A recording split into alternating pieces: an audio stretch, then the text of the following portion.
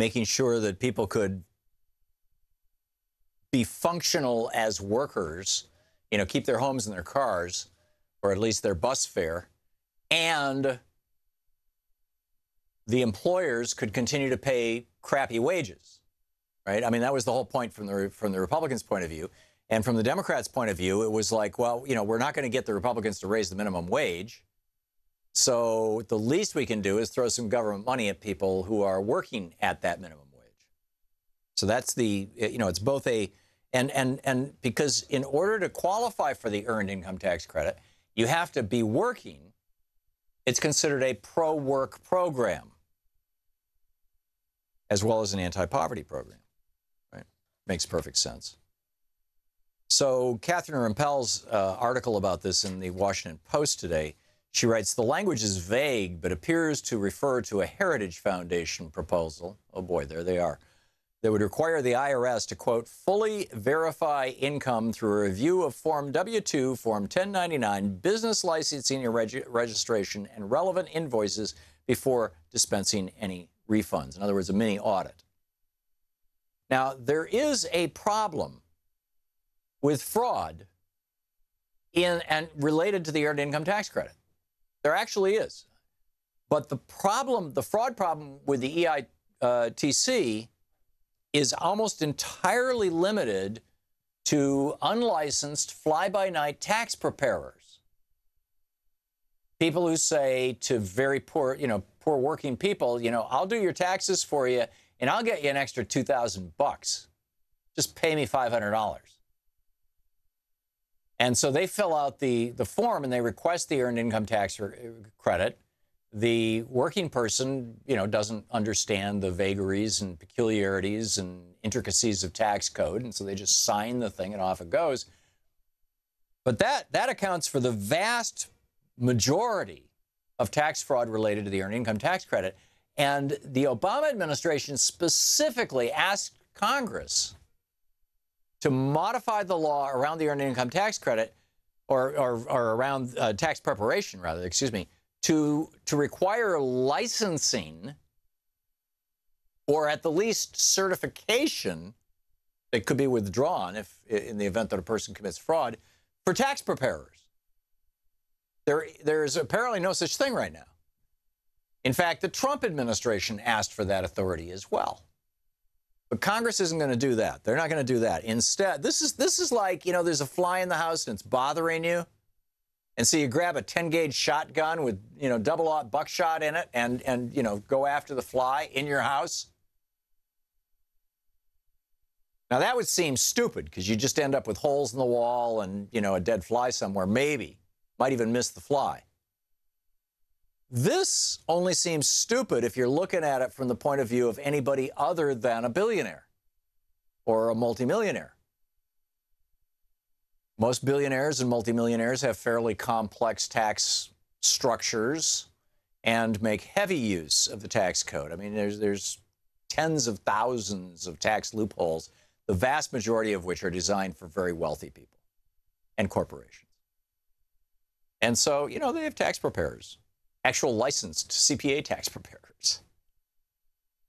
But still, they commit fraud. You know, we still need to be auditing rich people's, you know, income taxes, just like everybody, you know, everybody should be equally subject to this. But what the Republicans are doing is they're saying, no, we're going to take all those resources, all those auditors, not all of them, but we're going to take a good chunk of those auditors and all those resources from the IRS, which, by the way, we've been aggressively defunding. And we are going to move that to poor people or the working poor. And you know, frankly, I object to the phrase poor people in this context because Republicans love to trash poor people. If you say, and not just Republicans, you know, I would say, you know, even by and large, middle-class white people. This was the basis of Bill Clinton getting more popular when he, quote, ended welfare as we know it. Because welfare has, for years and years, among Republicans and conservative Democrats, been code for those people. Right, those people of color. They're not talking about the white folks living in the holler in West Virginia. They're talking about the people in inner city Detroit.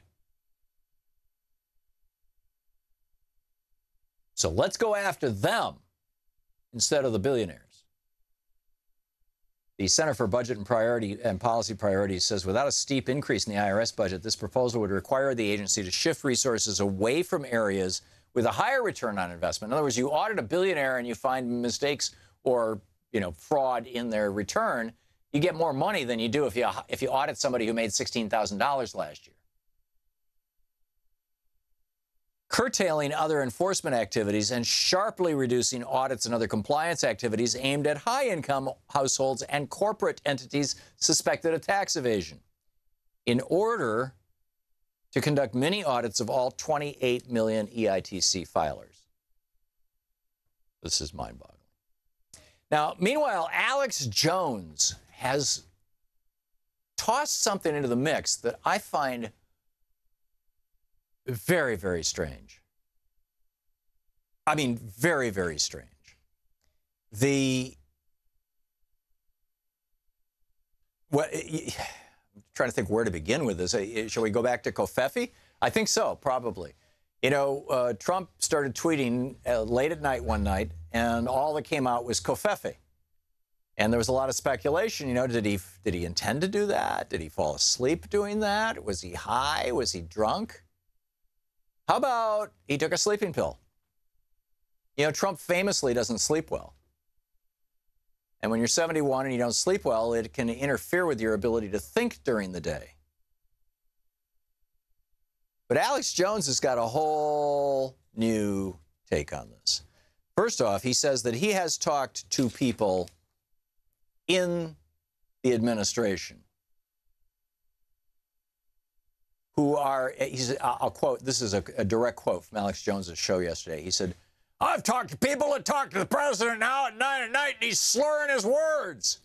And I'm going to leave it at that. I've talked to folks that have talked to him directly. Wow, when I talk like that, it just rips up my throat. But he starts out saying, I'm putting my life at risk by telling you this. I'm not making this up. And he says, I was told this by high-level sources, and it was evident, and especially after Reagan was shot in his first year in office, when he was acting like Trump and doing the things he never really recovered. And they talked about, Jones talks about how they damaged Reagan after he was shot. Right. And then they said Alex Jones says they slowly gave him small amounts of sedatives. It's known that most presidents end up getting drugged, says Alex Jones. Really? I know that George Bush Sr., when he threw up in the lap of the Japanese prime minister back in the early 80s, or late 80s, excuse me, or early 90s, that he had taken Halcyon, a sleeping pill. Because I remember there's a whole big thing around Halcyon at that time. 60 Minutes had done a thing, somebody had killed somebody on Halcyon. It's like one of these sleep drugs that produces amnesia. 1992 this was. Thank you, Troy. And so yeah, I mean, but most Americans, not most, probably more than half of Americans have at one time or another taken a sleeping pill, particularly when they travel internationally. I mean, when I travel internationally, I take sleeping pills and melatonin.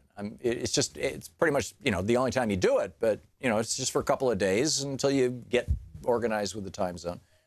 But that's not what Alex Jones is talking about. He believes, well, in fact, here's what he says. He says, but I've talked to people, multiple ones, and they believe that they're putting a slow sedative that they're building up that's also addictive in his Diet Cokes and in his iced tea that the president by 6 or 7 at night is basically slurring his words and is drugged. Now, first they had isolated him to do that, but yes, ladies and gentlemen, I've talked to people that talk to the president now at 9 at night. He is slurring his words.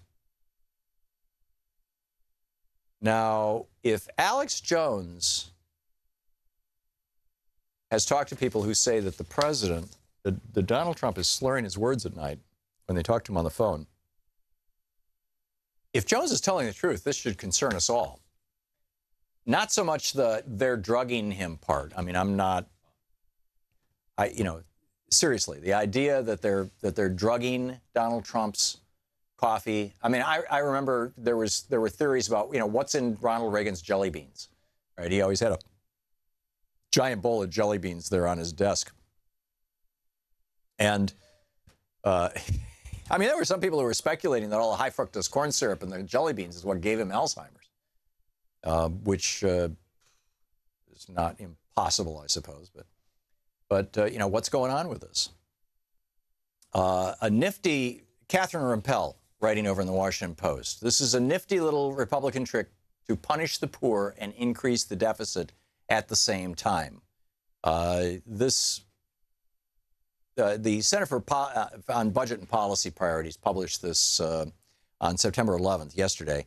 And today, or maybe it was yesterday, Catherine Rampell published her piece. And they're basically both about the same issue. Do you know, not everybody's familiar with the Earned Income Tax Credit. The Earned Income Tax Credit is earned because you have to work in order to qualify for it. And it's a tax credit because it means the government writes you a check rather than you writing the government a check. Now, the Earned Income Tax Credit is designed to basically make up for how terribly many employers in the United States pay their employees. If you are working and you are still living in poverty, then you qualify for money from the federal government. Now, we can talk about this in the largest sense. You know, is it really a wise thing that we are subsidizing, big corporations' bad practices? That we're basically subsidizing Walmart. You work part-time at Walmart, you qualify. In many cases, or in some cases, you qualify for the Earned Income Tax Credit. You also qualify for housing assistance, food stamps, and other benefits from the government. If we simply required employers to pay a decent wage, we could do away with all of this. But we're not doing that. That's not even part of the discussion. So instead, you've got 28 million Americans who are getting the Earned Income Tax Credit. And the new Republican plan is to say, and it's being written in, apparently being written in right now, according to several different reports, into the Republican tax code, is to say, if you get the Earned Income Tax Credit, you will be audited every year. You will be audited. Which means 28 million people are going to be audited every year, subject to a mini audit, essentially. Which means that, particularly as they're cutting back on the budget for the IRS, means that IRS agents will not have the manpower to audit billionaires anymore. Isn't that brilliant? Help the billionaires, screw the working people, do away with the IRS, and all the Republicans get an extra couple $100,000 from the billionaire donor class,